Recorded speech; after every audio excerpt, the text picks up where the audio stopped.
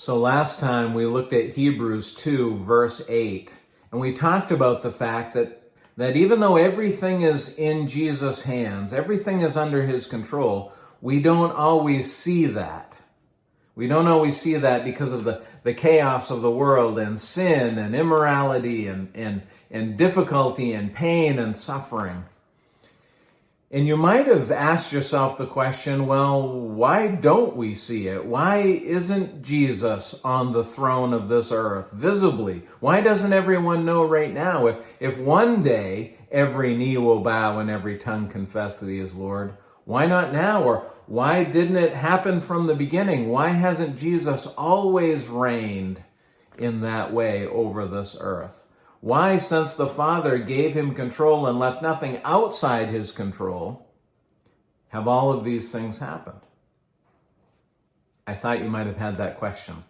And so I want to read for you Hebrews chapter 2, verse 9.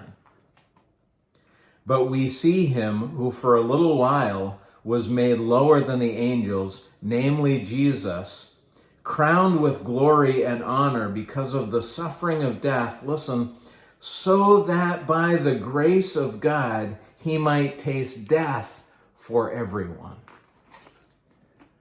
Why would this one, Jesus, the very Son of God, God himself, who has been given all things into his hands, who has control of everything, this whole universe is in subjection to him, why would he allow himself to be made a little lower than the angels?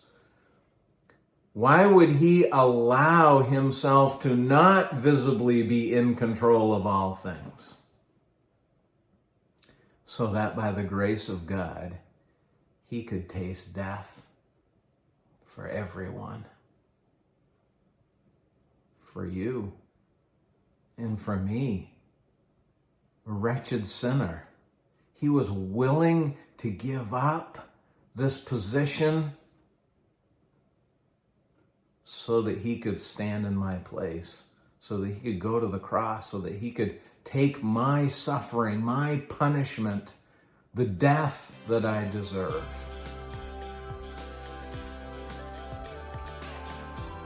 So instead of complaining about the fact that everything seems to be out of control and we don't understand what God is doing and we don't know why these things are happening, remember,